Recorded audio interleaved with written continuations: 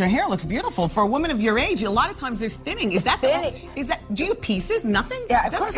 Of course do I have pieces. Are you out of your mind? Can I take them to my mother too? Here. Coroner's report that said that she died, it was ruled a homicide, and they found toxins in her body to prove that she had been poisoned. You know, they have poisons that create heart attack and pneumonia-like symptoms. And disturbing new details emerging tonight about the death of Joan Rivers. One of the doctors reportedly conducted an unauthorized procedure on her and then took a selfie in the operating. The news broke 4 days ago on the 24th of July.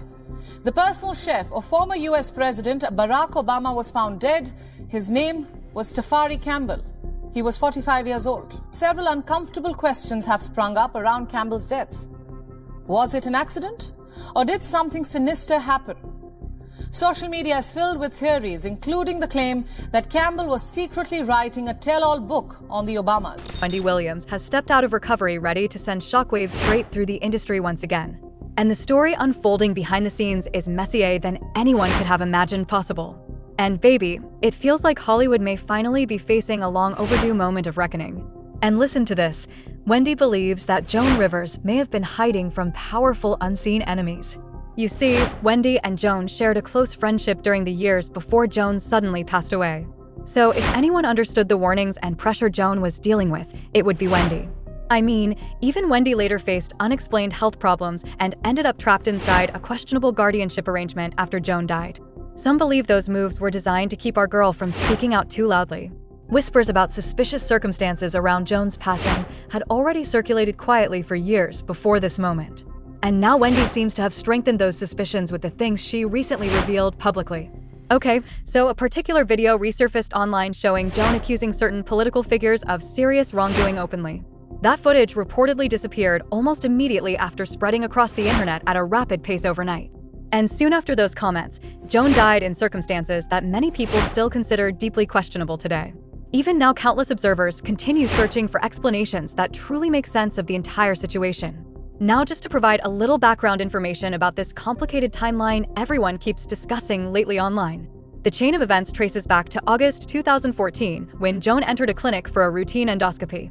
Keep in mind this procedure was something Joan had undergone repeatedly before without experiencing serious complications whatsoever previously. Yet somehow on this occasion, several unexpected events unfolded that ultimately resulted in her tragic and shocking death. According to numerous reports, Joan signed consent forms agreeing only to a standard upper endoscopy examination beforehand. That authorization was clearly documented and left no confusion about what procedures she had officially approved. So explain why once anesthesia was administered, the attending specialist allegedly proceeded far beyond those written permissions anyway. He reportedly performed a laryngoscopy without authorization, despite Joan never requesting that additional examination beforehand at all. The physician even carried out a biopsy involving her vocal cords, another invasive measure never approved by consent. In fact, the interference caused significant swelling within her vocal cords, which restricted oxygen reaching vital areas dangerously. Even more disturbing reports claim declining oxygen levels, blood pressure, and pulse readings failed, stopping the ongoing interventions. Girl, none of those procedures were approved beforehand, and the situation only deteriorated further until she passed. The medical examiner ultimately concluded Joan died from brain injury linked directly to oxygen deprivation during respiratory failure. Her relatives pursued legal action alleging severe malpractice and unauthorized interventions carried out during the procedure period involved. That lawsuit eventually reached settlement in 2016, though specific terms were never publicly disclosed afterward anywhere. And unbelievably, one physician working there allegedly snapped a photograph beside Joan while she remained critically sedated. Sources tell the network the biopsy took place after the authorized Dr. Lawrence Cohen performed an endoscopy on Rivers looking for possible digestive issues. During the procedure, he reportedly found something. Even more shocking, CNN also reports that staffers told investigators that Rivers' personal doctor was seen taking selfies while the entertainer was under anesthesia. The network reports Rivers' doctor was not authorized to do a biopsy and was not certified to operate at the office where the procedure was being done. At some point, Rivers' vocal cords reportedly started to swell, cutting off her oxygen, leading to cardiac arrest. Being whispered about as the most feared toxin circulating quietly through powerful Hollywood circles lately everywhere. Diddy has repeatedly faced accusations claiming he used that same substance against numerous well-known figures privately. So think back to that frightening medical emergency Jamie Foxx experienced unexpectedly during the year 2023 publicly.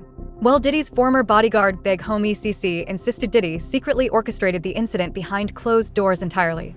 He alleged that Diddy arranged for Jamie to be deliberately exposed to dangerous doses of cyanide without warning. Hell insiders even claimed Diddy targeted him twice more using that identical substance in separate attempts. And Jamie Foxx reported him to the FBI because of it. I know that's a fact. So, wait, you're saying that Diddy poisoned Jamie Foxx and that's how Jamie Foxx got sick? Jamie Foxx reported this man to the FBI because of this. These people poison people, bro. I've been poisoned 3 times. Why am I testing positive for cyanide? You feel me? Why do I had pneumonia 3 times?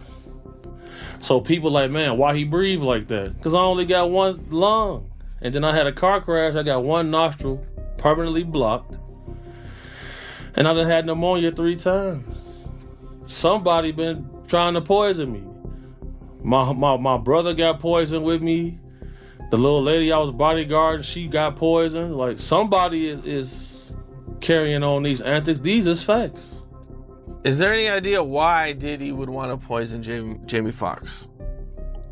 You get called to testify if you on camera and some of this footage and you want to make it a little bit easier for yourself.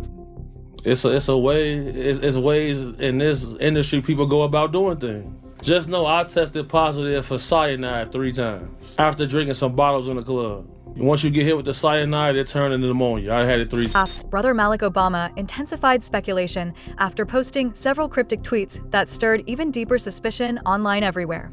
In one message he wrote, "And no, I cannot confirm or deny stories about Big Mike Leah Von Robinson." Then he warned again, telling followers firmly, "Folks, please stop bringing that question to me repeatedly right now." And just when it seemed the situation could not spiral into darker territory, Wendy Williams entered publicly. Wendy appeared to reinforce rumors claiming Joan may have been poisoned with cyanide over brutal political jokes she delivered. Everyone knows Joan never softened her words and often pushed boundaries far beyond what others dared attempt publicly. And baby, that fearless attitude reportedly earned her dangerous adversaries among individuals holding serious political influence behind closed doors. Now, some viewers may not realize that Wendy and Joan actually shared a strong friendship before tragedy struck suddenly. Rumors suggest that shortly before her passing, Joan received escalating warnings from influential figures angered by controversial statements. Those warnings allegedly focused on remarks she directed toward one particularly powerful female political figure in private conversations. Supposedly, she confided everything directly to Wendy, hoping someone would understand if something ever happened unexpectedly. I up one night with a black man. Oh. And I was, don't take this wrong, I was very upset. Listen, don't take this wrong, but I can't Well, picture. she didn't bring one for me.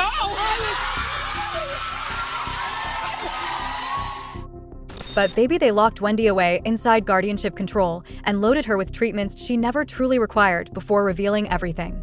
Many observers keep mentioning Wendy during these non-stop celebrity exposures because her presence might have intensified everything dramatically on air.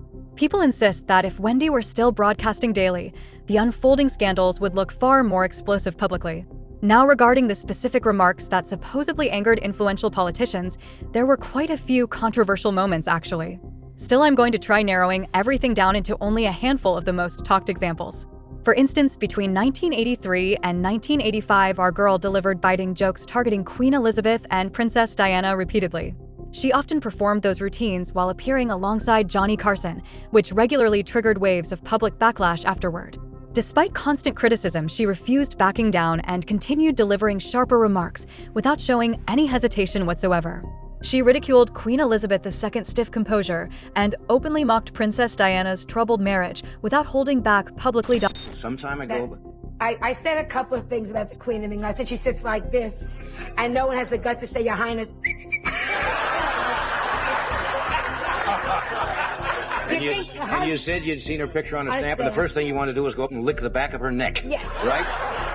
Well, you know, you change, you grow. With wisdom. With age comes wisdom. Tell me about meeting the Queen. Well, she's charming. Now she's charming. And she's not She's not the best dresser in the world, but it's not just me that was saying it. Because her slip was showing, and everybody kept forward into 1992, and she faced backlash again after delivering another harsh joke targeting Bill and Hillary Clinton's daughter, Chelsea Clinton, during the campaign season. When reports showed Bill Clinton gaining strong momentum in national polls, Joan seized the moment to ridicule him publicly. She joked the only reason he might win was because he supposedly had the ugliest daughter nationwide. Keep in mind, Chelsea was only 12 years old at the time of those remarks publicly circulating. Then by 2012, Joan stirred controversy once again, returning with sharper criticism than ever before publicly. During interviews, she openly declared her deep hatred for politicians without trying to soften the statement whatsoever. Honestly, most people already suspected that attitude, considering she previously mocked political families and their children publicly. So her blunt confession only confirmed what audiences had believed about her outspoken views for years already. She criticized lawmakers, relentlessly accusing them of chasing campaigns instead of actually governing during that election season. So are you into politics? Not at all. I think they're all morons. I actually am. I hate them. Do you hate them all? I kind of do hate too. them all. I used to love watching the cable news shows. Don't have a uterus, I'm not interested. I don't want to hear you talk about it. I Don't don't want wanna a hear- panel of men telling us about contraception and health. Now circling back to Wendy. Many believe she understood far more than she ever dared reveal publicly before everything collapsed. Some say Wendy chose silence, hoping to avoid becoming another target like Joan eventually became under pressure. If only she realized they would still pursue her anyway, branding her unstable and forcing unwanted guardianship control afterward. As always, the public developed countless theories, including one observer who insisted Joan revealed subtle signals while speaking. According to that person, when Joan joked, she fluttered her eyelashes and wore a playful, knowing smile. But during that particular remark, she showed none of those familiar signs audiences recognized from performances. They argued Joan understood exactly what she revealed and believed the statement reflected uncomfortable truth behind everything. Another commenter insisted nobody would risk saying such things toward extremely powerful individuals without expecting consequences afterward. Only weeks following those controversial remarks, she was suddenly gone under circumstances still debated widely today everywhere. But now I'm curious whether you truly think Joan's death connects to those explosive political comments directly. And how do you feel about Wendy stepping forward, now appearing to validate long circulating suspicions publicly? Share honest opinions below and let everyone know what conclusions you have drawn personally from everything. And remember, selecting here lets you continue watching another incredibly messy story unfolding right now online.